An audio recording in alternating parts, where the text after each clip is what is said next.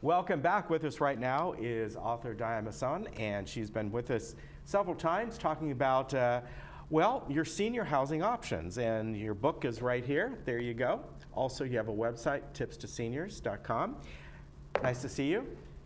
Nice to see you as well. Yes. So it's been kind of like I know that when we talk about certain subjects, they sort of relate to chapters in your book and that sort of thing.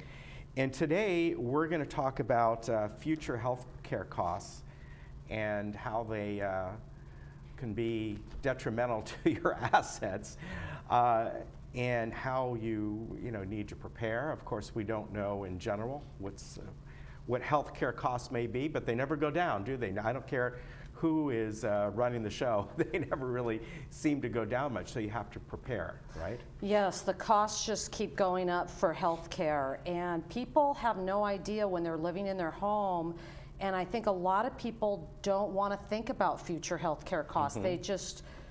They just wait till there's a crisis and they're in the hospital or something. But I wanted to share with the viewers today some costs. Mm-hmm. And so if anybody wants to get a notepad or a pen and write some of these figures down, they're welcome to do that. Sure. But the average cost of assisted living out there can run about $3,000 a month to about $8,000 a month. Mm-hmm. And average costs out there on a national basis, on a yearly basis, is about $75,000 to $96,000 a month for assisted living. I mean, a year, $75,000, Okay. yeah, for a year. Skilled nursing is about $100,000 a year, and home care with a reputable home care company is about $180,000 a year. And so, kind of surprising, and I could tell by the reaction on your face, ooh, home care costs the most, because most people think that skilled nursing costs the most, and it doesn't. And things have changed in the last few years, and there's more seniors that want to stay home.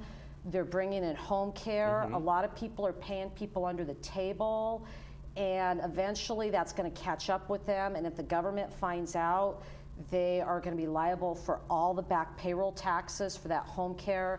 So if you actually have a reputable company coming in and taking care of you, it's about $15,000 a month. And that's actually somebody where there's management oversight.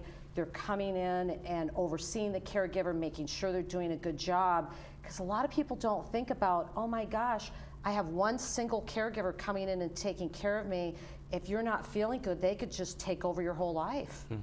And they just don't think about that. So there's less expensive options because home care can prematurely wipe out your assets, particularly if you're paying $180,000 a year every single year. It's very expensive.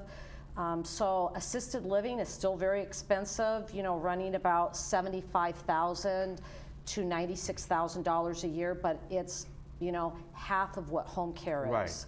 And then skilled nursing, obviously nobody ever chooses that, and that's when somebody can't get out of bed anymore, exactly. and that's long-term care. So, it's just a lot of different options out there for people to think about. And when you're an assisted living option, not only does it cost less money, but you have more people taking care of you, and there's more oversight, there's more management, there's more regulations by the state and the government. And so I believe it's a little bit safer situation for seniors to be in. Now, didn't your mom go through a situation like this? She did, and when my mom was living in assisted living, she literally outlived her resources. So she did not have enough money to make the monthly payment. So she had lived in assisted living for 7 years, and in the middle of that, suddenly, she only had $2,000 to her name. And she was in a continuing care retirement community up in Washington State because she had planned ahead. And I went to them and I said, you have a Good Samaritan fund, so my mom's going to be on that now, right? And they said, well, there's only 10 people at a time that are on that, and it's full, there's 10 people on it. And I said, well, what's my mom supposed to do? And they actually said to me, I don't know. And so unluckily for one of the residents, luckily for my mom, one of them passed away, and my mom became number 10. But those are important questions to ask, and typically you'll find out there that continuing care retirement communities which is a form of a retirement community that has all the levels of care, independent living, Okay. assisted living, and skilled nursing. Most of them make some kind of a general promise that they will not kick somebody out for financial reasons. Some of them have Good Samaritan funds like the one my mother had. Some have foundations. And Freedom Village up the street actually offers a guarantee of care for life. So if somebody outlives their resources through no fault of their own, they make up the difference. The difference between Freedom Village and a lot of other places in the United States is Freedom Village doesn't put a certain limit on how many people can qualify for the financial program. Most continuing care retirement communities have a limit, and it's usually only about 10 people. Okay. So those are just kind of a little deeper questions that somebody should ask when they're out comparing their options. But in my mom's case, she was lucky. And so, you know, I think a big statistic that people really need to know is that the statistics say 66% of us are going to need assisted living or skilled nursing in our lifetime. Right. And 20% of us are going to need it for more than 5 years. And so my mother was one of those ones that needed it for more than 5 years. So she needed assisted living for 7 and skilled nursing for 2. And if you just average out the cost and kind of round it up to about $100,000 a year, that would have been, you know, $900,000 a year in today's dollars for my mom. Yeah. Because she was at the high end of the care costs. And, you know, who's got an extra $1 million to pay for their future health care costs? And there's, you know, continuing care retirement communities in the area that require you to have $1 million in assets or $700,000 in assets. A lot of people don't have that. So Exactly. again, you got to ask your questions. Freedom Village doesn't require as much for the assets, and so it makes it a lot more affordable for people. Okay, you know, it's kind of interesting, the subject you're talking about.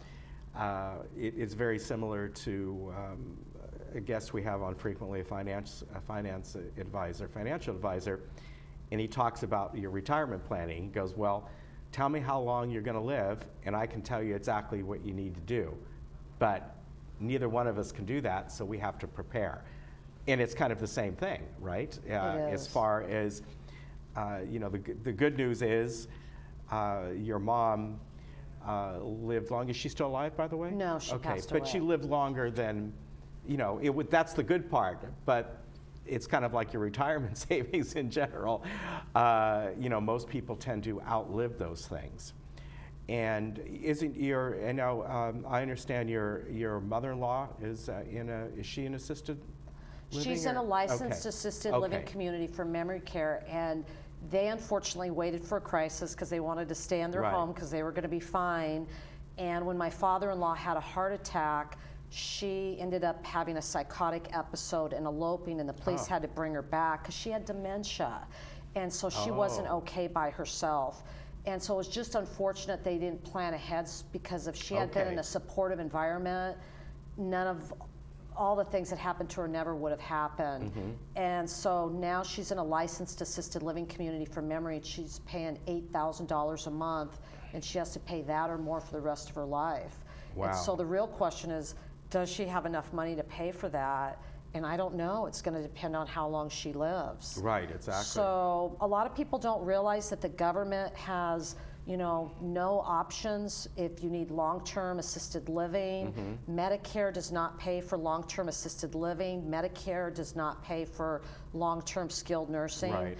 You're on your own. So that's why, you know, in my book, I'm trying to teach people to plan ahead if they're able to. And if somebody's worked hard their whole life and they have a home and they own that home, they can use that home as an asset to make a choice and make a good choice to plan for their future.